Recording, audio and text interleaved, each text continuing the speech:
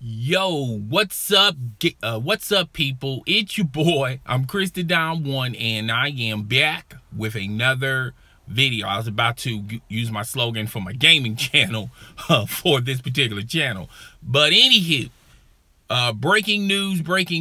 The New York Knicks, James Dolan, decide it would be in the best interest for not only Phil Jackson but the New York Knicks as an organization that they break up and fire Phil Jackson. Now, if you are a fan of basketball, and if you know what goes on in the basketball world, in the basketball industry, sports industry, you already knew that this outcome was eventually going to happen. And to me, this should have happened 2 years ago, okay?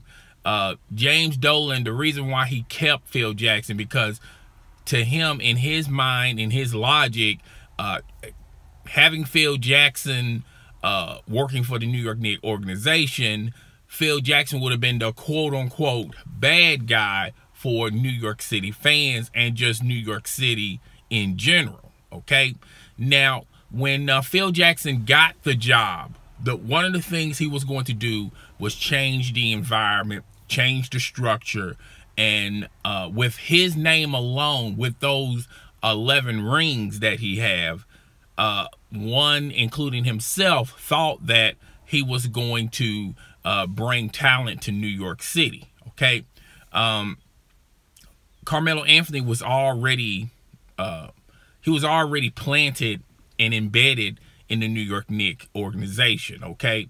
So, in a way, Phil Jackson was stuck with Carmelo Anthony and vice versa, okay? Now, Phil Jackson did had an opportunity a couple of years back to not re-sign Carmelo Anthony, but he went on and chose to assign Carmelo Anthony. And the kicker to that contract was a no-trade, basically where Carmelo Anthony was can pretty much dictate if he wanted to be traded or not, okay? Now, one of the bright spots, and I know it's a few and rare bright spots since Phil Jackson was president of operations, one of the bright spots he did was draft Porzingis, okay? And the papers are stating, the New York papers are stating and reporting that one of the reasons why they felt they should made this move, which, by the way, they could have made this move a couple of years back, but that's besides the point, is that he was having issues with not only Porzingis, but Carmelo Anthony. Both of those stars did not want to work alongside with with Phil Jackson. And Phil Jackson was very persistent in trying to establish the triangle in their offense, okay? And the triangle, to me, is an offensive style where you have to have a lot of perimeter players that are not only ISO players, but they can also move without the ball. And I just didn't see Carmelo Anthony, an ISO player, fitting under that structure. Now, some would say, well, Michael Jordan was sort of an ISO player, and he was in the beginning stages of his career. But however, in his prime and when he got a lot older, he started to understand the fact that you don't have to be an ISO dominant player demanding the ball all the time. You can kind of work in an offense and still be you, and also be highly successful and get multiple championships, okay? But that's Michael Jordan, and to compare Carmelo Anthony to Michael Jordan is kind of laughable, because there's plenty things on Michael Jordan platter that Carmelo Anthony hasn't even discovered or even touched yet, okay? Now, I'm not taking no slight towards Carmelo Anthony. He's a great scorer. He's a great offensive scorer, but at the end of the day, there's more layers to your repertoire that you need to add to what you already have to become a great player, okay? Now, the feud between Phil Jackson and Carmelo Anthony, let's start with that, and then Porzingis. One of the reasons why these two had a huge, gap in between the two, it was because of their relationship.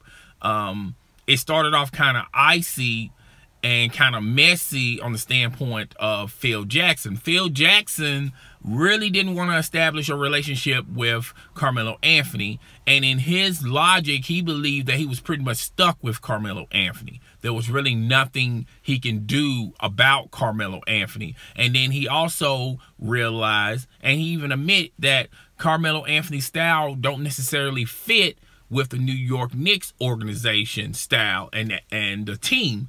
But if you use that logic, one would assume that you already have a system in place, a very successful system in place, and the New York Knicks as an organization was pretty much reinventing the wheel. Okay,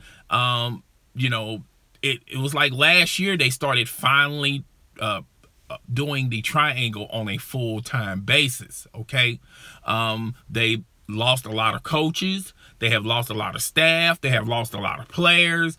And the reason why they lost those individuals because of Phil Jackson. Okay, and Phil Jackson's commitment with the New York Knicks organization. He didn't mind being president of operations, but to be president of operations, you also have to do some work that is not considered glamorizing or popular, like evaluating talent. Now, Phil Jackson fell asleep at a combine, in a scouting combine, trying to scout the next players for the New York Knicks roster. And I guess Phil Jackson just went night-night and just he fell asleep like he just drunk some NyQuil. Okay, and one of the reasons why Phil Jackson couldn't establish a relationship with not only the current players of today, but even his own players and his roster, is because he couldn't understand or comprehend them. Okay, and as president of operations, you have to pretty much stay committed with not only the team but the city itself. Phil Jackson was the type of individual that says, hey, look, this is like a 9-to-5 job, and then after hours, I'm going home. And he spent the majority of his time in the off season in his home, and it's not in New York. I had it Montreal, not Montreal. I forgot. It's somewhere out west. Okay, he spent a lot of his time there. Okay, and he really didn't spend a lot of time, a lot of time in the New York City area in the market. And between the time he went home, in the early part of him getting this job, he spent a lot of time in LA with Jeannie Buss, and they had a relationship with one another. Okay, and then that relationship ended a while back. Okay, so one would assume that, if you can spend so much time with Jeannie Buss, you can use that time that you were spending with Jeannie Buss, you can stay a little bit longer and try to create a culture in New York City. Okay, and Phil Jackson was not having it. Now, Phil Jackson did a lot of things last season to try to get himself fired. Okay, he thought by putting it out there that Carmelo Anthony really don't fit what he really wants for the New York Knicks as a team. He thought by throwing that out there, he felt like that would do enough to get him fired, and it didn't work. Okay, then he talked about trading Porzingis. Okay, he tried to do a lot of things, a lot of antics that would try to get him fired, and ultimately it just didn't, because James Dolan was looking at it from the standpoint, look, I'm not going to fire you so you can sit on your butt and make $25 million a season being an analyst for TNT or ESPN, or you're sitting in your ranch, laying on your tail, and this, that, and the third. Okay, so James Dolan was very stubborn, and Phil Jackson was kind of petty and kind of messy, and he felt like Well, look at my past. Look at my success rate. Look what I done with the Chicago Bulls. Look what I done. I was playing with the New York Knicks as a player. I was a coach for the Chicago Bulls. We won multiple championships. I was a coach for the Los Angeles Lakers. What's up, man? How you doing, man? I was the LA Lakers coach, and look how successful I was on that level. Okay, so why should I come to you guys? Okay, you guys should come to me. I'm the one with the rings. I'm the one with the experience. I'm the one with the cachet. That's the approach Phil Jackson had with a lot of these players of today. And with these players of today, they realize that they have power, okay? They can make deals, okay? If they want a certain coach, they can get that certain coach. If they are no longer listening to the coach that's coaching them right now, they know that they can get rid of that coach, okay? And that's the infrastructure of the NBA. The players run the league, okay? Just look at LeBron James in Cleveland, okay? So Phil Jackson could not identify with that. And to an extent, if you know Phil Jackson's history, he kind of he ego massaged Michael Jordan to get Michael Jordan to understand what he wanted and what was the best interest of Chicago Bulls. And he tried to get back at Kobe with a book to somehow, some way get Kobe to realize and understand that Phil Jackson's running the show, okay? And he tried to do the same type of tactics, petty tactics, with Carmelo Anthony as well as Porzingis. Now, Carmelo Anthony really don't have a lot of cachet with the New York Knicks as an organization. As the organization, they don't mind letting Carmelo Anthony just walk, just buying him out and just let him go wherever he wants to go. That's what the New York Knicks want Carmelo Anthony to do. But Carmelo Anthony, with his recent marriage problems with Lala Anthony, and they raise their kids in the New York area, Carmelo Anthony's at a crossroad like, hey, is it more important to go to another team to win a title or try to get my family back, because I kind of screwed up on Lala, and trying to get her back as my wife as well as raise my son? Okay, so those are elements that are plaguing in Carmelo Anthony's mind. And if he can get those things established and get a situation going on those circumstances, then we can have a decision on, well, maybe it's best for me to go chase this ring because I got my wife on my side and we're raising our son together. We're back parents again. So a family again, excuse me. So I can now focus my attention on capturing a championship, okay?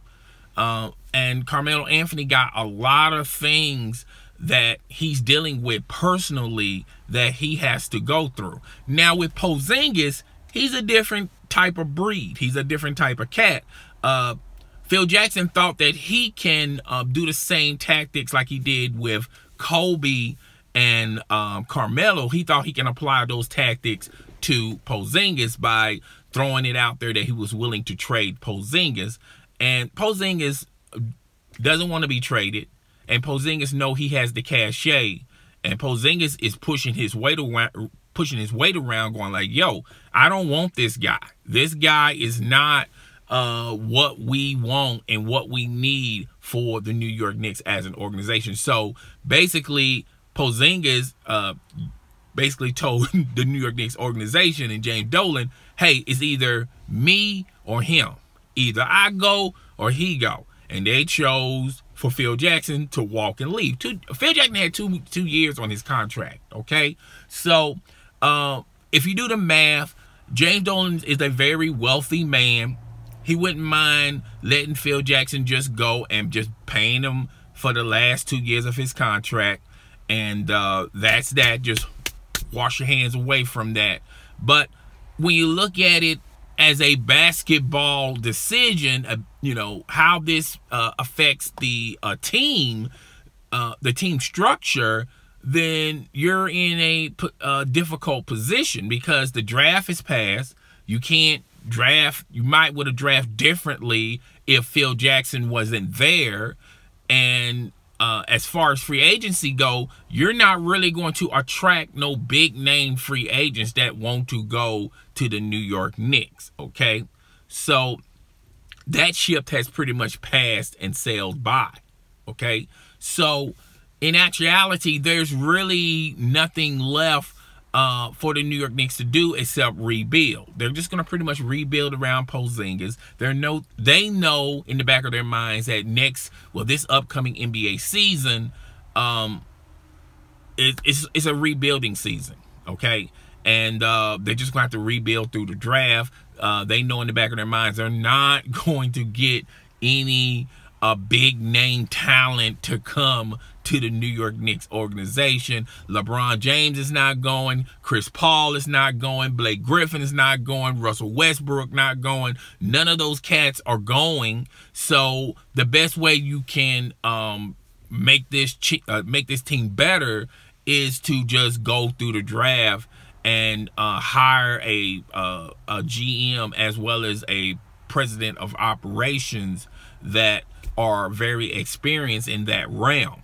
Okay, a name I can think of right off the top of my head, I think Joe Dumars will be perfect for the New York Knicks, because he's a patient individual and he has experience, particularly in the draft. Okay, so that's an individual that you can possibly replace. That could be the individual that can replace Phil Jackson. Okay, or if you don't want to go back to another big name talent, there are plenty of GMs out there that are unemployed right now that you can get that wouldn't mind doing the job. Okay, particularly when you're in rebuilding mode. Now, I forgot the GM for the 76ers, who was the GM for the 76ers, and if anybody out there, could you type down what that GM's name was that got let go of from the 76ers, and that GM is still available. I keep forgetting his name. I forgot his name, but that GM is a possibility for the New York Knicks to go grab and get. Okay, so breaking news, Phil Jackson is no longer president of operations, and the reasoning behind that James Dolan have seen enough. The fans of New York Knicks and the New York Knicks City, the people in New York City, they pretty much told, hey, James Dolan, if you want us to continue buying tickets, you're going to have to make a decision. Not to mention Porzingis played a huge factor on why we're here today. Okay, in my opinion, like I said earlier in this video, this decision should have been made a long time ago. Okay, I don't understand why James Dolan took so long. I mean, I can understand the premise. He wanted somebody else to get to take those bullets, to take those arrows from the New York City media, to the people that's living in New York City, to the New York Knicks fans. I somewhat understand the logic of James Dolan, but at the end of the day, it is what it is. As far as who's going to be Phil Jackson's successor, I just threw out a couple of names, but whoever the successor going to be, they're going to go in fully aware and understanding that this is a rebuilding situation. Okay, there's no light at the end of the tunnel anytime soon. They're not going to get Chris Paul. Chris Paul is not interested in going to the New York Knicks organization. Russell Westbrook, they don't even have enough pieces to even entertain that notion. Plus, Russell Westbrook really don't want to go there either. Okay, and LeBron James, the situation with LeBron James for Cleveland, we all know that he's pretty much going to leave Cleveland, and I'm going to do a video on that. But even LeBron James himself doesn't want to go to the New York Knicks. So the New York Knicks are going to have to go into rebuilding mode. It's probably going to take them another 3 to 5 years to even be somewhat competitive. But as of right now, they're going to take a lot of L's, a lot of lows next season. And they was already going to do that anyway, even with Phil Jackson. Even with the decisions Phil Jackson made, none of those decisions in the NBA draft was not going to translate into them being a winning and successful franchise. It would have been a tough road for those individuals. And like I said earlier, there are no big time talented free agents that are willing to want to go to the New York Knicks. So this is just a rebuilding mode anyway. James Dolan decided, hey, look, we're going to have the same record with or without Phil Jackson, okay? So we might as well just cut our losses, all right?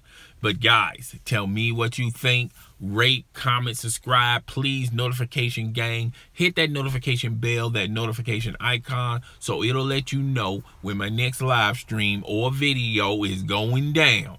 It's your boy. I'm Kristaps 1, and I am you.